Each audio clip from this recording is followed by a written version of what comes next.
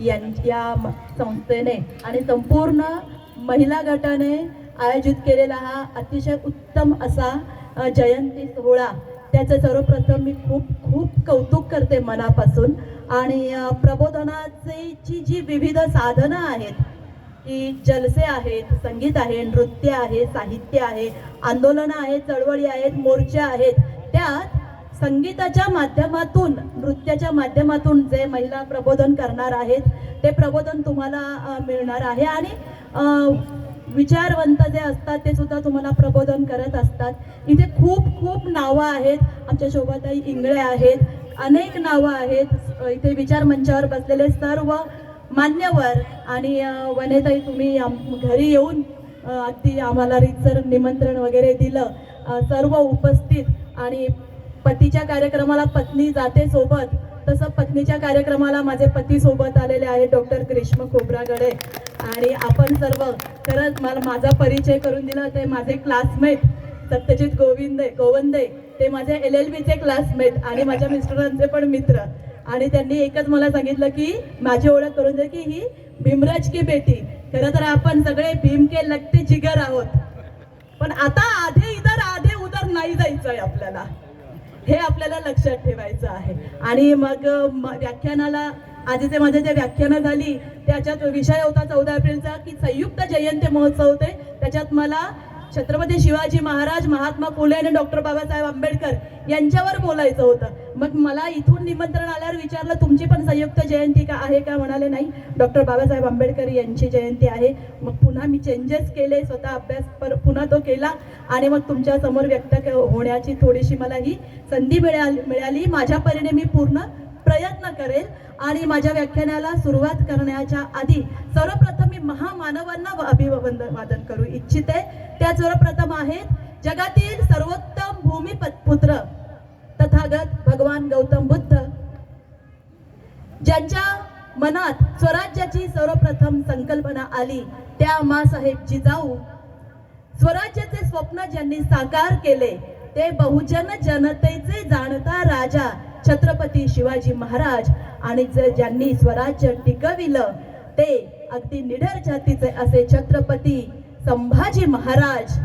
आरक्षणाचे प्रणेते शाहू महाराज, ज्यांनी आपल्या दोह्यांतून सामाजिक प्रबोधन केलं ते संत कबीर, संत तुकाराम, राष्ट्रसंत तुकडोजी महाराज, गाडगे महाराज. ही सगळी परिवर्तनवादी संतांची मांदियाळी. जगात ज्यांनी सर्वप्रथम महिलांची फौज उभारली त्या अहिल्याबाई होळकर. दक्षिण भारतातले महात्मा फुले म्हणून ज्यांना संबोधलं जातं ते पेरियार रामास्वामी नाईकर. शिक्षणाचे बीज रोवले ते महात्मा फुले आणि सावित्रीमाई फुले. नुसती कारुण्य मूर्ती नाही तर कणखर अशा माता रमाई. ही पृथ्वी नागाच्या पाण्यावर उभी नसून ती कष्टकऱ्यांच्या हातावर उभी आहे असा संदेश देणारे अण्णाभाऊ साठे, ज्यांनी भूमिगत राहून जंगलातून या स्वातंत्र्यासाठी लढा दिला. ते तंट्या भील, बिरसा मुंडा, ज्यांनी कमवा आणि शिकवा या माध्यमातून शिक्षण ग्रामीण भागापर्यंत नेऊन पोहोचवलं ते कर्मवीर भाऊराव पाटील. आणि या सर्व परिवर्तनवादी विचारांच्या महापुरुषांचे सर्व विचार ज्यांनी भारतीय राज्यघटनेतून शिक्कामोर्तब केले ते महामानव डॉक्टर बाबासाहेब आंबेडकर. या सर्व महामानवांना मी आधी अभिवादन करते. आणि माझे जे हे मायबाप श्रोते आहेत तुम्हाला सगळ्यांना माझा मनापासून जय भीम, जय भीम. माझा आजचा विषय आहे तेवढ्यापुरतच मी बोलण्याचा प्रयत्न करेल की आंबेडकरी समाजासमोरील आव्हाने आणि आपली भूमिका. मला इंगळेताई बोलल्या की आजच्या याच्यावर बोला. आज मला पाहून जे निमंत्रण द्यायला आले त्यांनी पण मला कानमंत्र दिला या विषयावर बोला. आता मला माहित नाही मी आता किती त्याच्यात पूर्ती म्हणजे पडणार आहे मी. तर हा जो विषय आहे त्या विषयाचा आजचा जे हे निमित्त आहे 14 एप्रिल ही आपण जे बाबासाहेबांची जयंती आहे ती मोठ्या जल्लोषात साजरी करतो. 2-2, 3-3, 4-4 महिने ही जयंती चालते. कारण 14 एप्रिल तारीख मोठी जबर आहे. 14 एप्रिल तारीख मोठी जबर आहे. युगंधराच्या जन्माची ती खबर आहे. युगंधराच्या जन्माची ती खबर आहे. आमचे दुसरे कवी म्हणतात म्हणजे जे दलित कवी आहेत, दलितेतर कवी सुद्धा, दलित म्हणजे मी त्या अर्थाने शब्द, आता आम्ही दलित नाही राहिलो मान्य, पण जे दलित कवी आहेत त्यांनी बाबासाहेबांवर एक तरी कविता लिहिलेली आहे. आणि बाबासाहेबांना अशी तशी नाही, सूर्याची प्रतिमा दिलेली आहे. बाबासाहेबांच्या बरोबरी सूर्यासोबत केलेली आहे. आणि म्हणून दुसरे आमचे जे कवी आहेत ते म्हणतात, काय सांगू बंधूंनो, काय सांगू बंधूंनो, रोजच काळ रात्र होती. काय सांगू बंधूंनो, रोजच काळ रात्र होती. पण महूच्या मातीत क्रांती सूर्य उगवला. महूच्या मातीत क्रांती सूर्य उगवला. ती 14 एप्रिलची पहाट होती. ती 14 एप्रिलची पहाट होती. आणि या महामानवाच्या जयंतीनिमित्त मला इथे बोलायला संधी मिळते. मी खरोखर मला खूप खूप आनंद होतो आहे. डॉक्टर बाबासाहेब आंबेडकरांनी आपल्याला काय नाही दिलं, कुणाला नाही दिलं, सगळ्यांना सगळं दिलं. शेतकरी असू दे, शेतमजूर असू दे, खाण कामगार असू दे, किंवा वेगवेगळ्या जाती धर्माची माणसं असू दे, लोक असू दे, अल्पसंख्याक असू दे, महिला असू दे, सगळ्यांना डॉक्टर बाबासाहेब आंबेडकरांनी भरभरून दिलं. त्यांना जो त्रास सहन करावा लागला, त्यांनी तो सूड बुद्धीने हा विचार केला नाही की मी आता बरोबर बदला घेईल. ही भावना त्यांच्या मनात नव्हती. आणि म्हणून त्यांनी ज्या ज्या काही सुविधा दिल्या त्या सगळ्यांना दिल्या. इतक्या महिला इथे उपस्थित आहेत. इथे सुरुवातीला ना पुरुष बसले होते, महिला उभ्या होत्या. महिलांनी का नाही बसायचं? बाबासाहेबांनी आपल्याला अधिकार दिलेले. महिलांनी सुद्धा, महिला मंडळाने हा कार्यक्रम केला तर महिला आधी इथे येऊन बसलेल्या पाहिजे. आपल्या महिलांना त्यांनी किती सुविधा दिल्या, काय दिलं आपल्याला? इथे सरळ सरळ लढा आहे, मनुवाद आणि मानवतावाद. मी आंबेडकरी चळवळ आणि आंबेडकरी लोकांवरच बोलणार आहे, पण त्याचा संबंध इथे येणार आहे. मनुवाद आणि मानवतावादाच्या मध्ये मनुवादाने आपल्याला ज्या पारतंत्र्यात ठेवलं होतं, त्या पारतंत्र्यातून स्वातंत्र्यात आणलं ते डॉक्टर बाबासाहेब आंबेडकरांनी. जी महिला विवाहाच्या आधी पिता आणि भावाच्या वर अवलंबून होती आणि लग्नानंतर पती आणि मुलावर ती अवलंबून असायची, डॉक्टर बाबासाहेब आंबेडकरांनी काय केलं? जर तिचा पिता इकडे लग्न झाल्यानंतर, पित्याचं घर सोडल्यानंतर पतीकडे आली आणि नवऱ्याचं निधन झालं तर तिला माहेरही नसायचं, सासरही नसायचं आणि तिची अक्षरशः अधांतरी अशी अवस्था व्हायची. त्यावेळी डॉक्टर बाबासाहेब आंबेडकरांनी भारतीय राज्यघटनेमध्ये तिला वडिलांच्या संपत्तीत समान अधिकार दिला, मुलांच्या बरोबरीने. इकडे तर तिला सुरक्षित केलंच, इकडे पतीचं निधन झाल्यानंतर काय करायचं? तिथे पतीच्या संपत्तीत सुद्धा पहिला अधिकार दिला पत्नी म्हणून, इकडे सुद्धा सुरक्षित केलं. आणि म्हणजे ज्या महात्मा फुलेंनी शिक्षणाचं बीज रोवलं, त्यात डॉक्टर बाबासाहेब आंबेडकरांनी कायद्याची ढाल बहाल करून महिलांना यथोचित सन्मान दिला. घरात कौटुंबिक अत्याचार होत असतील तर विशाखा कायदा आहे. तुमचे घराबाहेर गेल्यावर तुमच्यावर अत्याचार होत असतील तरी सुद्धा तुम्हाला तुमच्यासाठी कायदे तयार करून ठेवलेले आहेत. हे सगळं बाबासाहेबांनी दिलं. शेतकऱ्यांसाठी काय नाही दिलं? ज्या छत्रपती शिवबांनी सांगितलं की शेतकऱ्यांच्या मिरचीच्या देठालाही हात लावाल तर त्यांचे हात कलम केले जातील, त्यांचा वारसा बाबासाहेबांनी घेतलाय. ज्या महात्मा फुल्यांनी शेतकऱ्यांचा आसूड नावाचं नाटक लिहिलं शेतकऱ्यांच्या प्रश्नांवरती प्रकाश टाकण्यासाठी, तो वारसा डॉक्टर बाबासाहेब आंबेडकरांनी घेतला आणि शेतकऱ्यांविषयीचे प्रश्न सुद्धा डॉक्टर बाबासाहेब आंबेडकरांनी मांडले. आजच्या शेतकऱ्यांच्या आत्महत्या होतात त्याविषयी त्यांनी उपाययोजना तेव्हाच सांगितल्या. उपाययोजनांमध्ये ते म्हणतात की शेतकऱ्याला त्याचे अधिकार मिळाले पाहिजेत. ते कसे? त्याचं कर्ज माफ करू नका. आता निवडणुका जवळ आल्यानंतर लाडक्या बहिणीचं योजना झाल्यानंतर पुढे काय? शेतकऱ्यांची कर्जमाफी केली जाणार. बाबासाहेब सांगतात शेतकऱ्यांना कर्ज माफ करू नका. त्यांना शेतीसाठी लागणारे आयुध आहेत, पाणी आहे, बियाणं आहे, हे सगळं हत्यार आहेत, हे सगळं पुरवा. त्यांना हमी भाव द्या. तुम्हाला जो सारा कर जो मिळतो आहे सरकारला, तो उरल्यानंतर तो समप्रमाणात त्याचं वाटप करा. जो इथे भाकरा नांगल जी योजना नंतर राबवली गेली ती डॉक्टर बाबासाहेब आंबेडकरांच्या संकल्पनेतून राबवली गेली. कारण त्याच्या आधी त्यांनी सांगितलं होतं की ह्या ज्या नद्यांना जो पूर येतो त्या पुरामुळे शेतकऱ्यांचं जे अतोनात नुकसान होतं आणि म्हणून त्यांनी इथे धरणांची योजना राबवली होती. पण बाबासाहेबांचे विचार अंमलात आणले गेले नाही. सगळ्यांसाठी त्यांनी काम केलं, नोकरी करणाऱ्या महिलांसाठी काम केलं. पण आपलं झालं कसं की म्हणजे आता स्त्री शिकली, चूल आणि मूल त्याच्यातून ती बाहेर आली असं खरंच म्हणता येईल का? तर नाही. स्त्री, चूल, मूल आणि नोकरी यात अडकली. या व्यतिरिक्त स्त्री करते काय? तर म्हणजे स्त्री काय, सकाळी ती उठणार, डबे करणार, मुलाचे बूट सॉक्स घालणार, त्याची तयारी करणार, त्याला ऑटो पर्यंत, व्हॅन पर्यंत शाळेच्या सोडणार आणि आपल्या आपल्या नोकरीला जाणार, आपल्या वर्तुळात जगणार. एवढ्यासाठी आपल्याला महात्मा फुले बाबासाहेबांनी शिकवलं. आता इथून आपली पुढची कामगिरी आहे, आपलं काम आहे. आता माझा जो विषय आहे की डॉक्टर बाबासाहेब आमच्या आंबेडकरी चळवळीच्या समोरील आव्हाने. तर सगळ्यात पहिला विषय इथे असा निघतो की आंबेडकरी लोकांसमोर काही आव्हाने आहेत का? नसतील तर सगळं काही आलबेल आहे, काही अडचण नाही, आपण जयंती साजऱ्या करूया, करतच राहूया, सगळं आलबेल असेल तर. असं वाटतं का सगळं काही चांगलं असावं? काहीतरी प्रश्न आहेत. म्हणजे गौतम बुद्धांनी जी क्रांती केली होती, क्रांती प्रतिक्रांती, मनुवाद प्रतिक्रांती, डॉक्टर बाबासाहेब आंबेडकरांनी पुन्हा क्रांती केली. आता पुन्हा प्रतिक्रांती सुरू आहे. क्रांती प्रतिक्रांती, क्रांती प्रतिक्रांती सुरू आहे. अजूनही आंबेडकरी समाज अनेक समस्यांना सामोरा जातो आहे. मग या समस्या कोणत्या? मुळात या समस्या निर्माण झाल्या कशा? डॉक्टर बाबासाहेब आंबेडकर आपल्याला म्हणाले, शिका, संघटित व्हा, संघर्ष करा. त्यात आपण हे सगळं केलं, आपण शिकलो, पुढे आलो.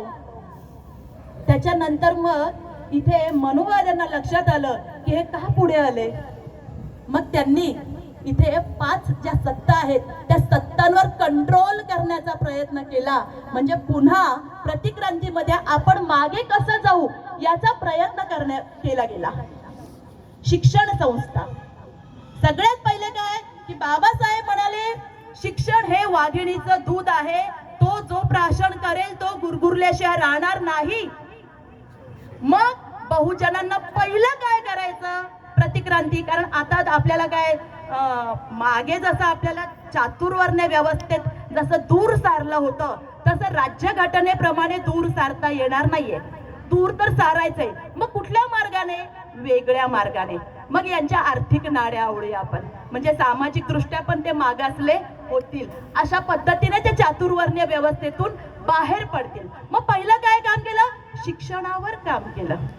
जो आपला आंबेडकरी समाज शिकतो आहे त्यांना शिक्षणापासून दूर कसं ठेवायचं ते सांगण्यासाठी मी एक सांगू इच्छिते की जे बुद्धिस्ट लोक आहेत त्या बुद्धिस्ट लोकांच्या 2 कॅटेगरी आहेत.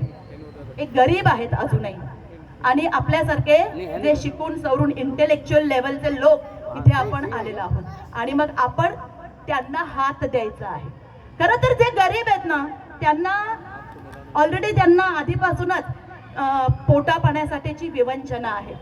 रोजचं पोट कसं भरायचं याची काळजी आहे. शिक्षणाकडे आपोआप त्यांची हेळसांड होते. मग पुढे त्यांना शाळेमध्ये किंवा महाविद्यालयात किंवा उच्च शिक्षणात प्रवेश देताना आरक्षण देण्याची गरज नाही, नोकऱ्यात आरक्षण देण्याची गरज नाही, बढतीत आरक्षण देण्याची गरज नाही. मग आता उरले कोण? हे जे इंटेलेक्च्युअल क्लास आहे यांना कसं आवरायचं का? कारण हे जे त्यांचे बांधव मागे राहिलेत त्यांना हात देऊन पुढे आणतायत ना. बरं, याच्यातही गद्दार आहेत बरं का आपले, त्यांना सोडून देऊ. गद्दार आहेत जे वर्गणी पण देत नाही, जे जात पण लपवतात, ते आधांतरी इकडचे पण नाही तिकडचे पण नाही अशी त्यांची अवस्था होते. ही धेडगुजरी अवस्था होते. आणि मग हे जे लोक आहेत यांना कसं आवरायचं?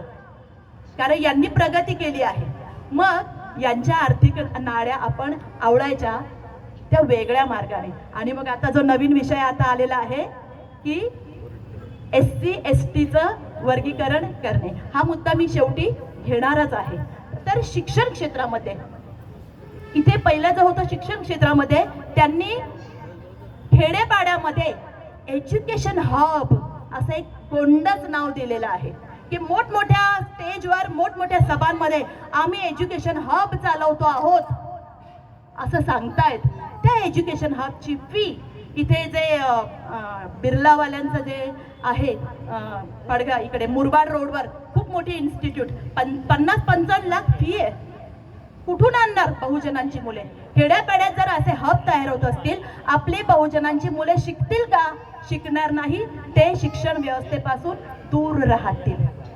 आणि शिक्षण व्यवस्था, डॉक्टर बाबासाहेब आंबेडकर काय म्हणाले की शिक्षक हा समाज रथाचा चालक आहे. विद्यार्थ्यांनी संशोधन केलं पाहिजे, शिक्षकांनी संशोधन केलं पाहिजे आणि विद्यापीठांनी त्यांचा दर्जा पाळला पाहिजे. नवीन एज्युकेशन पॉलिसी, मला वाटते इथे BNN कॉलेजचे प्राध्यापक आलेले आहेत असं मला ग्रीष्मा म्हणाले. तर नवीन एज्युकेशन पॉलिसीमध्ये सुद्धा इथे आपल्याला जे म्हणजे कोर सब्जेक्ट आपलं समजा CSIT आहे, CSIT कम्प्युटर सायन्समध्ये 11-12 विषय असतील तर 3 ते 4 विषय कम्प्युटर सायन्सचे आहेत, बाकीचे सगळे विषय इतर आहेत. मग भारतीय ज्ञानशास्त्र, मग कला आणि मग संस्कृतीमध्ये आपल्या कसं विज्ञान होतं हे ते सगळं शिकवायचं आहे. म्हणजे त्यांना मेन काही शिकायचंच नाहीये. आणि अशा पद्धतीने इंटरनल मार्क्स, भरभरून मार्क्स.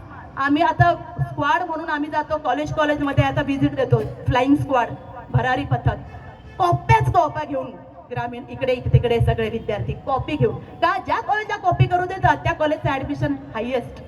अशी परिस्थिती आहे. डॉक्टर बाबासाहेब आंबेडकरांना जी शिक्षण व्यवस्था अपेक्षित होती ती शिक्षण व्यवस्था आता नाहीये. आपल्या समाजाला शिक्षणापासून वंचित ठेवण्याचं काम. म्हणून आता आपली भूमिका काय आहे की आपण इथून पुढे छोट्या छोट्या संघटना किंवा आपण निदान मंडळाने 5-5 विद्यार्थी जरी की जे गरीब आहेत पण हुशार आहेत त्यांच्या शिक्षणाचा खर्च करू शकतो का? आणि आपल्याला काय बोललं जातं की यांना सामान्य विद्यार्थ्यांना इथे आरक्षणाच्या आधारे प्रवेश दिला जातो. आता मात्र 2 वर्षांपूर्वी नीटचा रिझल्ट लागला. त्या नीटच्या रिझल्टमध्ये किती फ्रॉड होता. त्या परीक्षा पुन्हा घ्या, मग फ्रॉड केला जातोय. त्याचं काय? वेगळ्या पद्धतीने त्यांना ऍडमिशन दिलं जातंय, त्याचं काय? हा प्रश्न आहे. तर शिक्षण व्यवस्था आहे ती अतिशय खालावलेली आहे, अतिशय महागलेली आहे. जे शिक्षण द्यायला पाहिजे ते दिलं जात नाहीये. वैज्ञानिक शिक्षण दिलं जात नाहीये. शिक्षणातून महापुरुषांचे विचार पेरले गेले पाहिजेत. ते विचार पेरले न जाता आपल्याला संस्कृतीच्या नावाखाली आपल्याला मनुवाद्यांचं शिक्षण दिलं जात आहे. मग आपली मुलं आपल्या मानवतावादाचं शिक्षण कधी घेतील? आणि मग ते शिक्षण देण्याची जबाबदारी आपली आहे. दुसरी मीडिया त्यांच्याकडे आहे.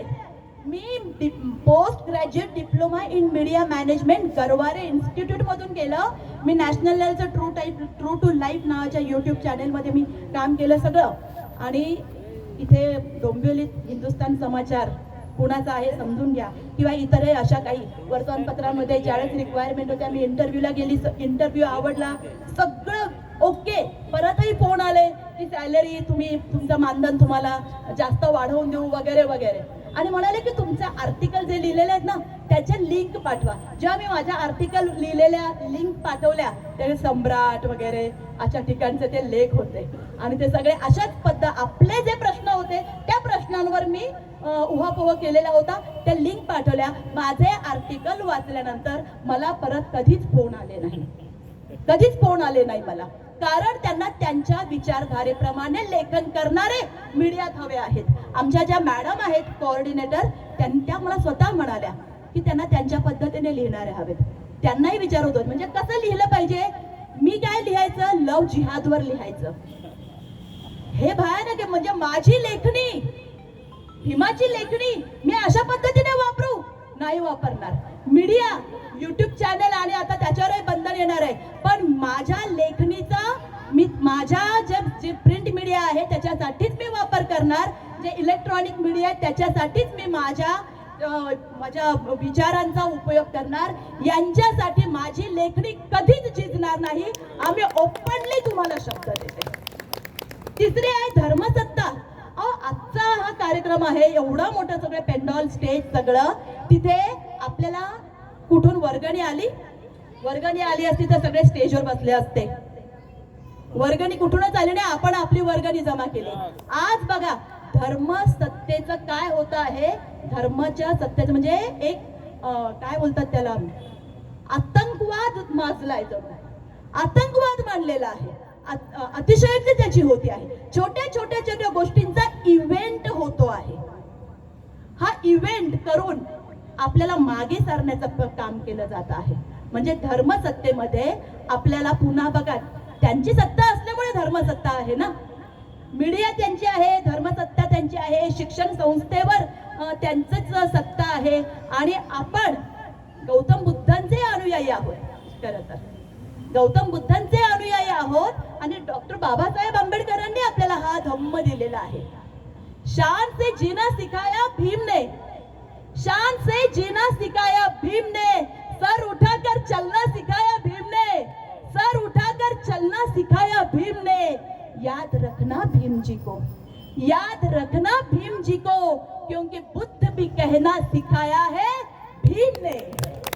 आणि म्हणून SC ST OBC सगळ्या कॅटेगरीमध्ये आपणच फक्त वेगळे आहोत, बौद्ध धर्माचा स्वीकार केलेले आणि बौद्ध धर्माचं पालन फक्त आपण करतो आहोत. आणि म्हणून आपण पुढे आहोत. म्हणजे कितीही इव्हेंट बाजी होऊ द्या, कितीही आतंकवाद चालू द्या, काय तुम्ही बघा ना, छोटे छोटे कार्यक्रम जरी असले तरी केवढा DJ आवाज आणि केवढा स्तोम माजलेला आहे. त्याच्यातही आपण आपला धम्म टिकवणं आहोत, टिकवण्याचा प्रयत्न करतो आहोत. कारण मॅक्स वेबर नावाचा एक समाजशास्त्रज्ञ आहे. मॅक्स वेबर नावाचा समाजशास्त्रज्ञ म्हणतो की बौद्ध धम्म हा विचारवंतांचा धम्म आहे आणि हे इंटेलेक्च्युअल लोक आहे आणि हा विज्ञानवादी धम्म आहे आणि त्या धम्माचे आपण पाईक आहोत. म्हणून धर्मसत्ता त्यांची कितीही असू द्या, आपल्या धम्माचं पालन करण्याची भूमिका आज आपल्याला पाळायची आहे. म्हणून शिक्षण संस्थेमध्ये आपल्याला काय करता येईल, धर्मसत्तेमध्ये काय करता येईल, मीडियामध्ये काय करता येईल, ते आपल्याला बघायचं आहे. पुढची आहे न्यायसत्ता. न्यायसत्तेमध्ये आपली माणसं, म्हणजे त्यांना आपली माणसं कधी चालतात, त्यांच्या ओंजळीने पाणी प्यायले तर आपली माणसं चालतात, नाहीतर आपल्या माणसांना दूर सारतात. नाहीतर म्हणजे बघा आता असं झालेलं आहे ना, न्यायाचा वापर ते आपल्याच विरोधात हत्यार म्हणून करतायत. इतकी गंभीर परिस्थिती आता आहे. आणि ह्या 4 सत्ता ज्या डॉक्टर बाबासाहेब आंबेडकरांनी लोकशाहीचं पिलर म्हणून सांगितल्या, त्या सगळ्याच्या सगळ्या मनुवादाच्या हातात आहेत.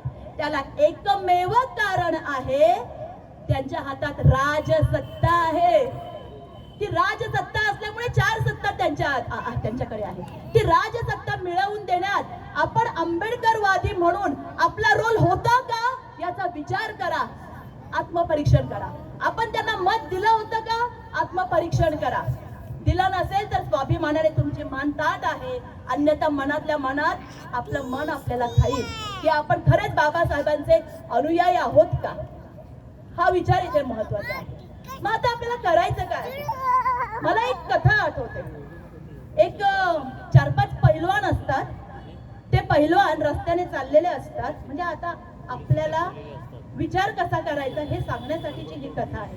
ते पैलवान चाललेले असतात, मागून एक मोठा ट्रक येतो आणि त्या एका पैलवानाला उडवतो आणि तो पडतो, त्याच्या पायावरून ट्रक जातो. बाकी ते पैलवान चिडतात, पळत जाऊन तो ट्रक पकडतात, त्या ट्रक ड्रायव्हरला खाली ओढतात आणि त्याला बेदम चोप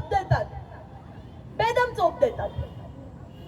पण त्या पैलवानाच्या पायावरून चाक गेलं होतं ना, मग इतर पैलवानाने त्या चाकाला का नाही मारलं, त्या ट्रकला का नाही मारलं, त्या ड्रायव्हरलाच का मारलं? कारण ट्रकचं स्टेअरिंग ड्रायव्हरच्या हातात होतं.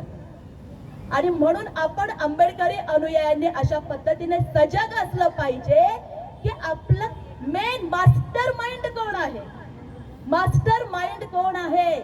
इथे आपले SC मध्ये, ST मध्ये, OBC मध्ये जे झगडे करतो आहोत ना आपण, म्हणजे आपण चाकाला मारतोय, ट्रकला मारतोय, मास्टर माइंड आहोत तो ड्रायव्हर बसलाय ना, तो तर आरामात आहे अगदी. म्हणून आपण तो मास्टर माइंड ओळखायचा आहे आणि त्याला चोप द्यायचा आहे.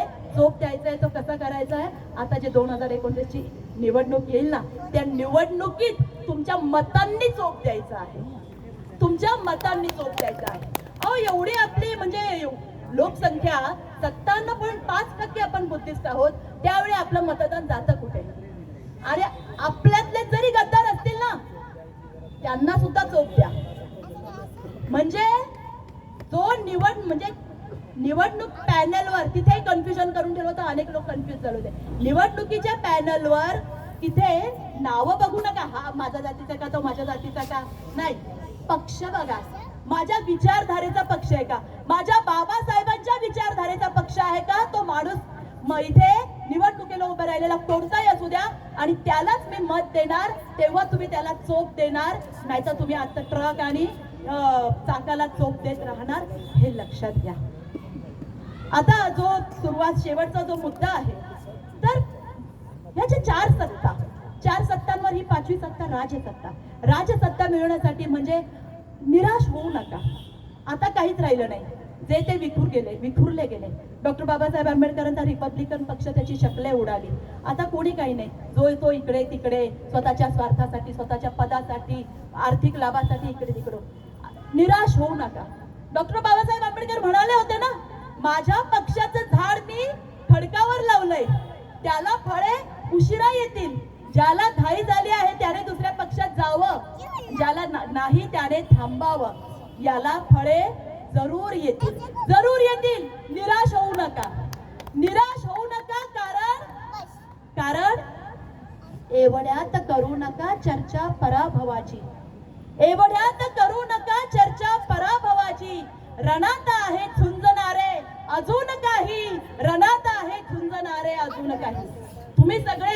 आपण सगळे झुंजणारे आहोत, आणि म्हणून आपण निराश व्हायचं नाहीये का?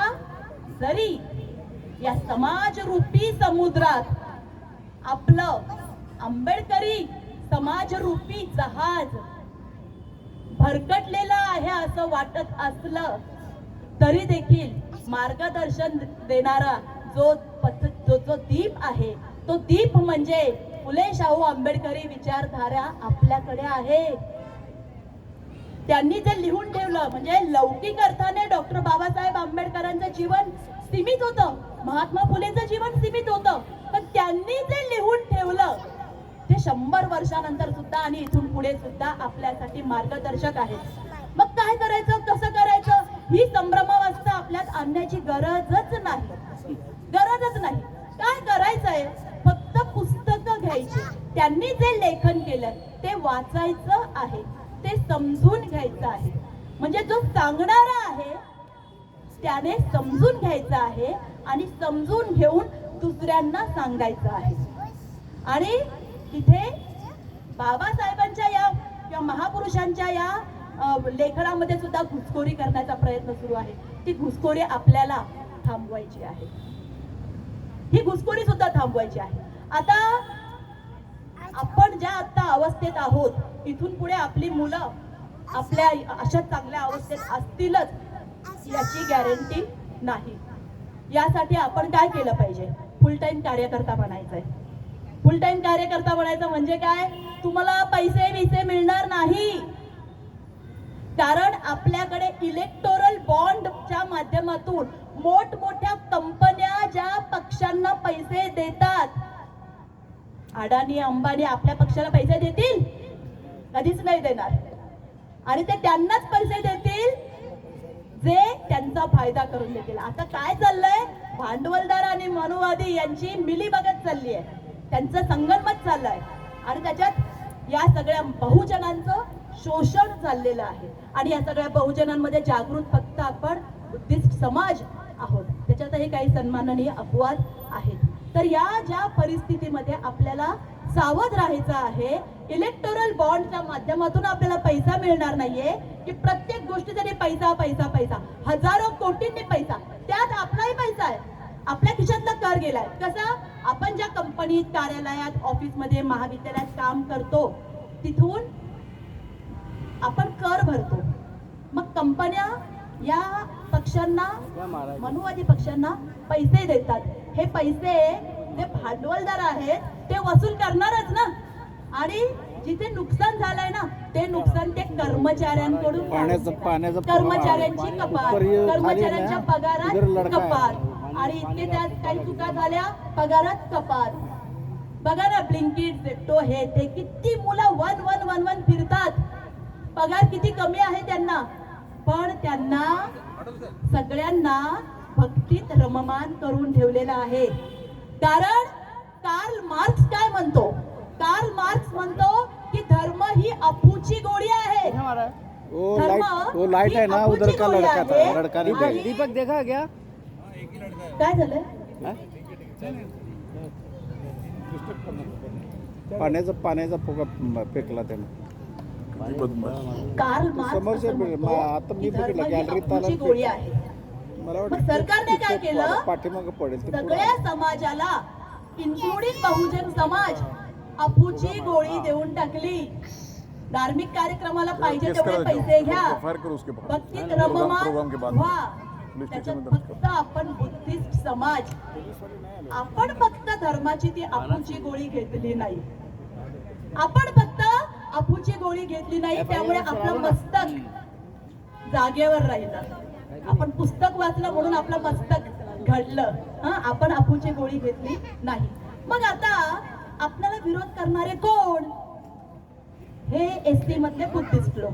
मग आता यांचा काटा कसा काढायचा? मग वर्गीकरण म्हणजे जो आरक्षण दिलंय ना, कोटा, त्याच्यात काय केली त्यांनी आयडिया? आरक्षण, एससी एसटीच्या आरक्षणात पुन्हा आरक्षण दिलं. आरक्षणात आरक्षण दिलं म्हणजे काय केलं? कोट्यामध्ये कोटा दिला, कोट्यात कोटा दिला आणि बौद्धांचा काटा काढला.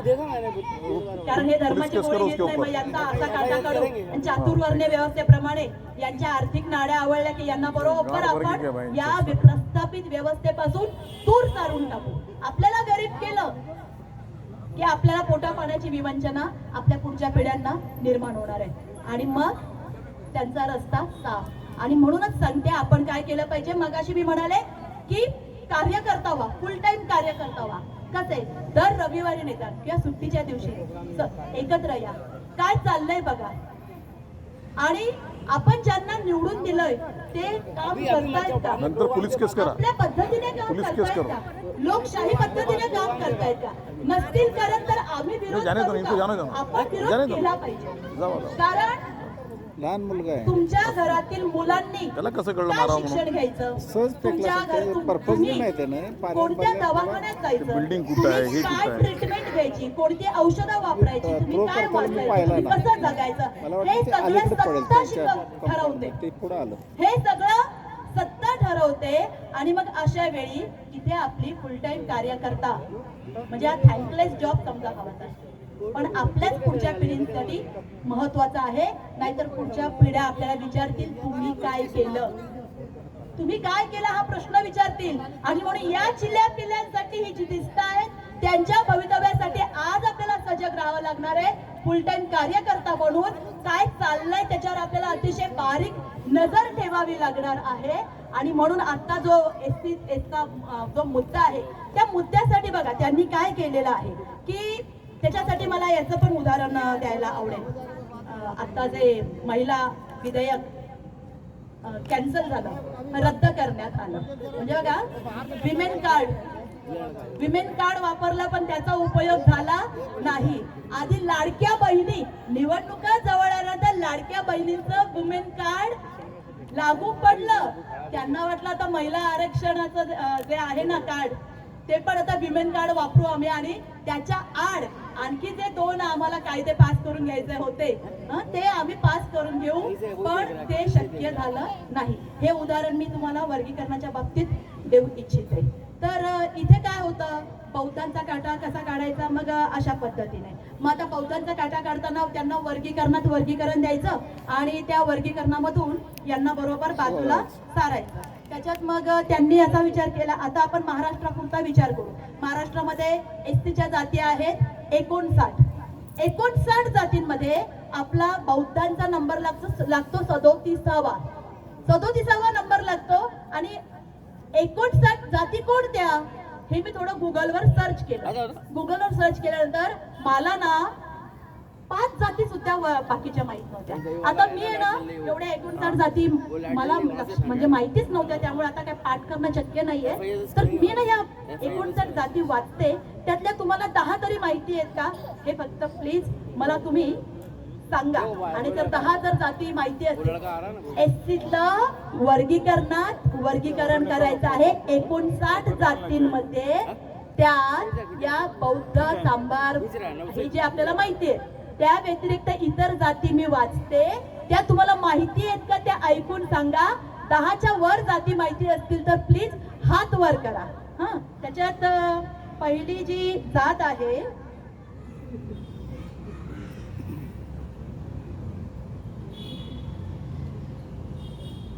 ती आहे अगेर. मी पहिलंच अगेर ही जात आहे ना गुगलवर टाकली, अगेर जातीची विषयी माहिती, तर आगरी समाजाची माहिती आली. ठीक आहे, तर अगेर माहिती असेल तर तुमचे काउंट करा, 1 2 3 किती माहिती आहे तुम्हाला. अनमुख, आरेमाला, आरवा माला, बहना, पाकड, पलाही, पसोर, पेडा जंगम, पेडर माहिती आहे मला, भांबी, भंगी ते माहिती आहे आपल्याला, बिंदला थोडंच ऐकल्यासारखं वाटतं, व्यागारा, चलवादी म्हणजे एका स्टुडंटचं आडनाव चलवादी म्हणून ते लक्षात आहे, चैत्रदासर, टक्कल, ढोर आपल्याला माहिती असावं, डोम, यल्लमवार, गडा, गरोड, घासी, हल्लीर, हलसाई, होलार, होल्य, कैकाडी आपल्याला माहिती आहे, कटिया, खंगार, खाटीक ते माहिती आहे. त्यानंतर कोल्यूल, कोरी, लिंगडेर, मादगी, त्यानंतर मादिगा, महार, आपण पूर्वाश्रमीचे ते अजूनही आहेत बरं का. महार ते झालेच नाहीत बुद्धिस्ट. हा, कुठे गेले महार, माह्यावंशी, माला दासरी, माला हत्राई, माला जंगम, माला मस्ती, माला साले, त्यानंतर माला संन्यासी, मांग गारुडी, मत्रे, मस्ती, मेघवार, मिठा, मकरी, नाडिया, पासी, सांसी, शेणवा, सिंधोरलू आणि आणखी त्या 2 आहेत जाती. यापैकी किती 10 तरी जाती तुम्हाला माहिती होत्या का? ज्यांना यापैकी 10 जरी जाती माहिती असतील त्यांनी प्लीज हात वर करा. हे किती हाताच्या बोटावर मोजण्या इतके आहेत. 3 ते 4 हात फक्त वर आले. बाकी आपल्याला या 59 यांचं म्हणणं काय आहे सरकारचं? बौद्धांची प्रगती खूप झाली आहे एसटी मध्ये, त्यांना थांबवा. म्हणजे हे खूप जेवले, आता यांना जेवू देऊ नका. बाकीचे राहिलेत ना 59, त्यांना आता कोट्यामध्ये कोटा द्या, इनडायरेक्टली बौद्धांचा काटा काढा. मग हे 59 कोण? मी आता उल्लेख केला ते सगळे. हे आपल्याला माहिती, बऱ्याच जणांना माहिती नाही. मग आता कसं काय यांना आपण आरक्षण देणार? त्याच्या आधी काय केलं पाहिजे? जनगणना केली पाहिजे की या एसटीतल्या 59 महाराष्ट्राचा पुरता जरी विचार केला, एसटीतल्या 59 ज्या उर्वरित जाती आहेत त्या जातींची संख्या किती आहे ही वर्गवारी जातीवार तुम्ही ते हे करून गणना करून मग पुढची स्टेप काय आहे? त्यांना आरक्षण देणे आहे. पण इथे काय केलेलं आहे? बसमध्ये बुद्धिस्ट ऑलरेडी बसलेले आहेत आणि त्यांना सांगितलं या सगळ्या जागा सोडून द्यायच्या. ते लोक येणार आहेत, ते बसणार आहेत, ते येऊ नाही तर न येऊ, यांना नाही बसू द्यायचं. हे सुरू आहे. आणि इथे हे जे इतर 59 ज्या जाती आहेत त्यांच्यासाठी आरक्षणाची आता सोय करतायत. म्हणजे काय करताय? असं उंचावर ठेवलेलं आहे, उंच भिंतीवर ठेवलेलं आहे, त्याच्या जेवण ठेवलंय आणि सांगितलं हे तुम्हाला संधी, हे तुमचं जेवणाचं ताट आहे. आणि तिथपर्यंत जाणार कसे ते? तिथपर्यंत जाणार कसे? त्यासाठी पायऱ्या पाहिजेत ना, त्यासाठी पायऱ्या पाहिजेत. त्या पायऱ्याच दिल्या नाहीत सरकारने. त्या पायऱ्या कोणत्या आहेत? शिक्षणाच्या पायऱ्या आहेत, समान संधीच्या पायऱ्या आहेत, त्यांना अंधश्रद्धेपासून दूर करण्याच्या पायऱ्या आहेत. या सगळ्या पायऱ्या पार करतील तेव्हा कुठे इथे ते त्या ठिकाणापर्यंत जाऊन पोहोचणार आहेत. इथे जर सरकारला खरंच वाटत असेल की या उर्वरित 59 जातींपैकी या उर्वरित बौद्ध सोडून उर्वरित लोकांना संधी मिळावी, फायदा मिळावा, तर आधी त्यांनी त्यांच्या या सर्वांगीण विकासाचा विचार करावा. त्यांना असं वाटतं ना की फक्त आरक्षणामुळे बुद्धिस्ट पुढे आले, बाकीचे आले नाही का. डॉक्टर बाबासाहेब आंबेडकरांनी मांग समाजाची पण सभा घेतली होती, ते का आले नाही पुढे. आता माझा जो विषय होता ना आंबेडकरी समाज, त्या आंबेडकरी समाजाची आधी व्याख्या बघू आणि त्या व्याख्याच्या आधी ना आपण या 59 जातींपैकी बुद्धिस्ट लोक का पुढे आले, बाकीचे 58 का पुढे आले नाही, याचा आधी आपण विचार करू. याचा विचार करताना या इतर जातींपैकी मला एक कैकाडी समाज माहिती होता, म्हणून मी काय केलं, कैकाडी समाजाचा आधी अभ्यास केला आणि मग या कैकाडी समाजाचा ची तुलना बुद्धिस्ट समाजाशी केली आणि या दोन्ही समाजापैकी कैकाडी समाज पुढे का नाही आला, बुद्धिस्ट समाज का पुढे आला, याचा मी विचार केला. तर कैकाडी समाज, बुद्धिस्ट समाजाची व्याख्या आपण घेऊ, कैकाडी समाजाचा आपण बघू. हे मूळचे आंध्रातले, तिकडचे तामिळनाडूचे, मग ते स्थलांतर करत मग कर्नाटक, महाराष्ट्राच्या सगळ्या जिल्ह्यांमध्ये ऑलमोस्ट कैकाडी समाज आहे.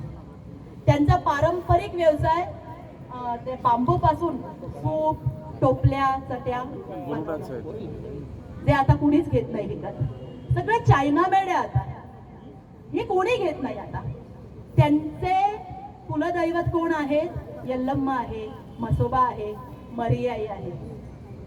त्यांची भाषा तामिळ तेलुगू मिळून अशी मिश्रित भाषा ते बोलतात. त्यांचं ते सामाजिक जीवन कसं आहे, अंधश्रद्धेचं पालन करतात. पुरुष अत्यंत अंधश्रद्धाळू आहेत, अंगात आलं की घुमतात. बायका उपवास तपास करतात, देवाच्या नावाने नवस करतात, नवस फेडतात. त्यांच्याकडे म्हणजे मी गुगलवर जी माहिती कैकाडी समाजासाठी म्हणजे का शोधली ही माहिती की SC मधल्या 59 जातींपैकी बौद्धांनीच आरक्षणाचा फायदा कसा घेतला, बाकीच्यांनी का नाही घेतला. त्याचं कारण शोधताना मी फक्त एका जातीचं उदाहरण घेतलं, ते कैकाडी होतं. आणि आता त्याच्यामध्ये त्यांच्या अंधश्रद्धा आहे, त्यांच्यामध्ये भूत प्रेत, नवसायास, हे सगळं मूठ मारणं, करणी करणं, हे सगळे प्रकार चालतात. त्यांच्याकडे जात पंचायत होते, तिकडे त्यांची जी पवित्र ठिकाणं मानली जातात तिथे अजूनही जात पंचायत भरते आणि जात पंचायत जो निर्णय देईल तो निर्णय स्वीकारला जातो. शिक्षणाचा अभाव, त्याच्यामध्ये पुन्हा त्यांच्यामध्ये गाव कैकाडी आणि चोर कैकाडी अशा दोन भाग आहेत. म्हणजे जे गावात राहतात ते गाव कैकाडी आणि जे भटकंतीचं जीवन जगतात ते चोर कैकाडी. आणि पुन्हा कैकाडींमध्ये पोट जाती आहेत. आता या उदाहरण आपण घ्या की या कैकाडी समाजाला सरकारला मुख्य प्रवाहात आणायचं आहे, म्हणून कैकाडी समाजासाठी काही टक्के आरक्षण ठेवलंय बर का. असं समजा आपण गृहीत धरलं तर हा कैकाडी समाज भटकंतीचं जीवन जगतोय. मग आता समजा आरक्षणाचं वर नेऊन ठेवलंय भिंतीवर, वर कसा जाणार तो. आधी त्याला अंधश्रद्धा म्हणजे सरकारने काय केलं पाहिजे, पायऱ्या दिल्या पाहिजे ना, मगाशी मी म्हणाली तसं. तर सरकारने काय केलं, या इतर जातींच्या मनात असूया निर्माण केली की यांनी बौद्धांनी तुमचं आरक्षण खाल्लं. खरं तर सरकारने सांगितलं पाहिजे इतर जातींना, अरे बघा ते बौद्ध, त्यांनी अंधश्रद्धा सोडली, त्यांनी म्हणजे देव पाण्यात सोडले, वाहून दिले, त्यांनी शिक्षणाची कास धरली आणि ते शिका संघटित संघर्ष करा संघटित हा जो मूलमंत्र त्यांनी पाळला, हे सगळं केलं. बौद्धांनी जे जे केलं ते स्टेप बाय स्टेप तुम्ही करा म्हणजे तुम्ही पुढे व्हाल. असं न करता त्यांनी काय केलं, बौद्धांविषयी इतर जातींमध्ये द्वेष निर्माण करण्याचं काम केलं. मग जर कैकाडी समाजाने इथे आता हा जो मी कैकाडी समाजाचा इतिहास सांगितला त्याचा आता बौद्ध समाजाशी आपण तुलना करूया. कैकाडी समाजाची व्याख्या आपण थोडक्यात बघितली, मराठी विश्वकोशात पण हीच आहे. आंबेडकरी समाज कोणता असं मी गुगलवर टाकलं, त्यावेळी काय सांगितलं, डॉक्टर बाबासाहेब आंबेडकर यांचे विचार मानणारा, समतेचं पालन करणारा, अन्यायाविरुद्ध पेटून नारा आणि गौतम बुद्धांच्या धम्माचे अनुपालन करणारा, शिक्षणाची कास धरणारा आणि समतेची साठी संघर्ष करणारा. डॉक्टर बाबासाहेब आंबेडकरांनी शिका, संघर्ष करा, संघटित व्हा ही जी त्रिसूत्री दिली होती, त्या त्रिसूत्रीचे पालन करणारा, संविधानाचे पालन करणारा, संविधान हाच धर्मग्रंथ पाळणारा, अन्याय अत्याचाराच्या विरोधात लोकशाही मार्गानेच न्याय मिळवणारा, अशी आंबेडकरी समाजाची व्याख्या केली. मग अशा वेळी कोणता समाज पुढे येईल आणि आरक्षणाचा फायदा घेईल? जर कैकाडी समाजाने देव पाण्यात वाहून दिले असते, अंधश्रद्धा सोडून दिली असती, शिक्षणाची कास धरली असती, यल्लप्पा मसोबा जे काही त्यांचे देव असतील ते देव सोडून महापुरुषांच्या विचारधाऱ्यांचा अवलंब केला असता, त्यांनी पुढे येऊन त्यांनी त्यांच्या हक्कासाठी मागणी केली असती, तर एसटी कॅटेगरीच्या जेव्हा रागा निघाल्या, कैकाडी समाजाला प्रतिनिधित्व मिळालं नसतं का? नक्कीच प्रतिनिधित्व मिळालं असतं. आणि आता याचे एक जिवंत उदाहरण मी सांगते की महिला आरक्षण रद्द केलं गेलं. त्याच्या मागचं कारण काय होतं की दोन जी कारणं होती. तर लोकांना सगळ्यांना कळलं की महिला आरक्षण हा तर एक देखावा आहे, त्याच्या मागे सरकारचं धोरण वेगळं आहे, हे लोकांना कळतं. हे लोक बोलूनही दाखवतात. मग इथे बौद्धांना एसटी मध्ये कोटामध्ये कोटा द्यायचं, आम्हाला मागासवर्गीयांचा विकास करून आणायचा इतरांचा, हे फक्त दाखवण्यापुरतं. जसं महिला बिल इथे दाखवण्यापुरतं होतं ना, तसं कोट्यामध्ये मागास इतरांना आम्हाला फायदा करून द्यायचा, हे फक्त दाखवण्यापुरतं आहे. इथे पाठीमागे काय होतं, ती गणती करायची नव्हती आणि हे प्रतिनिधित्व वाढवायचं होतं कामगारांचं. हा, जनगणना न करता हे करायचं होतं.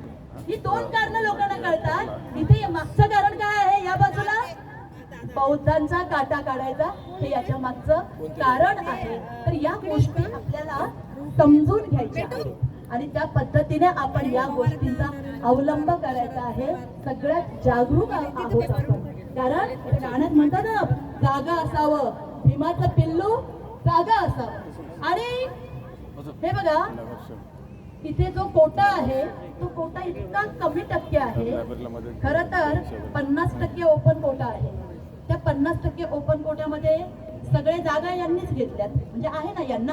उरलेल्या 50 मध्ये मग SC, ST, DT, NT, BJT, महिला आहेत, अपंग आहेत, सैनिक आहेत, माजी सैनिक आहेत, ते सगळे आहेत. याच्यात पुन्हा म्हणजे 2 ताट आहेत. हो, 50% इकडे यांना दिलंय आरक्षण, इकडे उरलेल्या 50%. इथे आता काहीच उरलं नाहीये, त्याच्यासाठीच भांडणं सुरू आहेत. इकडे ताट भरलेलं आहे, इकडे कुणाचं लक्षच नाहीये, इकडे कुणाचं लक्षच नाहीये. मग मला सांगा, ज्या 59 जाती आहेत ना, त्या जातींचा आता आपल्याला इथे जनगणना जशी करायची आहे, त्या 59 जातीमध्ये कुणाचा विकास झाला? फक्त बौद्ध समाजाचाच विकास झाला. मग आता त्यांना आरक्षण बंद करा आणि बाकीच्यांना संधी मिळू द्या. सेम तत्व आपण 50% वाल्यांना लागू करू शकतो ना. ओपन कॅटेगरीमध्ये कुणाचा विकास झाला हे आपण बघू शकतो. तर त्याच्यात मग आता मी पुन्हा विचार केला, थोडंसं टाकलं की ओपन कॅटेगरीमध्ये कोण कोण लोक येतात. रिझर्वेशन मध्ये बुद्धिस्ट, त्यांचा विकास झाला, थांबवा त्यांना, बाकीच्यांना पुढे येऊ द्या. सेम ओपन कॅटेगरीमध्ये ज्यांचा विकास झाला, थांबवा त्यांना, बाकीच्यांना पुढे येऊ द्या. कोण आहेत मग या खुल्या प्रवर्गामध्ये? तर मी थोडंसं गुगलवर सर्च केल्यानंतर मला सापडलं की या खुल्या प्रवर्गामध्ये आहेत मराठा, ब्राह्मण, CKP आणि SKP म्हणजे सोमवंशीय क्षत्रिय पाठारे, त्यानंतर जैन आहेत, त्यानंतर गुजराती, मारवाडी, मुस्लिम धर्मातील काही जाती आहेत, ख्रिश्चन धर्मातील काही जाती आहेत, त्यानंतर काही समाज पारशी आहेत, ज्यू आहेत, शीख आहेत आणि हिंदी भाषिक काही समुदाय आहेत. मग एवढा ओपन कॅटेगरीमध्ये एवढे सगळ्या जाती आहेत. त्या जातींमध्ये फक्त ब्राह्मणांचा जर विकास झालेला आहे, मग यांनाही थांबवा. ख्रिश्चन, जैन, पारशी, ज्यू या लोकांना पण पुढे येऊ द्या ना, त्यांनाही आरक्षण द्या. म्हणजे आता आपल्याला अतिशय शांतपणे विचार करून मुद्देसूदपणे मांडणी करून इथे आपल्याला कुणाशी वैर नाहीये, कुणाशी वैर नाहीये आपल्याला. आपण फक्त आपल्या हक्कांसाठी लढतो आहोत. जो तो आपल्या हक्कांसाठी लढतो आहोत, लढणार हे लक्षात घ्या. आणि म्हणून आपल्याला आता केवळ जयंतीपुरतं एकत्र यायचं नाहीये, तर प्रत्येक गोष्टीसाठी एकत्र यायचं आहे. आणि हा विचारांचा जो वारसा आहे तो वारसा आपल्याला जपायचा आहे. डॉक्टर बाबासाहेब आंबेडकर, महात्मा फुले, छत्रपती शिवाजी महाराज, शाहू महाराज या सगळ्यांच्या स्वप्नातला भारत आपल्याला पुढे आणायचा आहे. आणि तो भारत आणण्यासाठी, स्वप्नातला भारत वास्तवात आणण्यासाठी आपल्याला काम करायचं आहे. इथे मानवता टिकली पाहिजे, समानता टिकली पाहिजे, स्त्री पुरुष समानता असली पाहिजे, सगळे जाती धर्म एकत्रितरित्या नांदले पाहिजे, लोकशाही खऱ्या अर्थाने नांदली पाहिजे. हा विचार आपल्याला पुढे आणायचा आहे. आणि त्यासाठी मी काय करू शकते किंवा शकतो हा विचार आपल्याला करायचा आहे. त्यासाठी मी एक आता समारोप करते आणि माझी जी एक कथा मी जाता जाता सांगते, ती काहींना माहिती सुद्धा असेल की एक चिमणी असते. एकदा एका जंगलाला वनवा लागतो, वनवा पेटतो जंगलात वनवा पेटतो. सगळे प्राणी सैरावर धावू लागतात.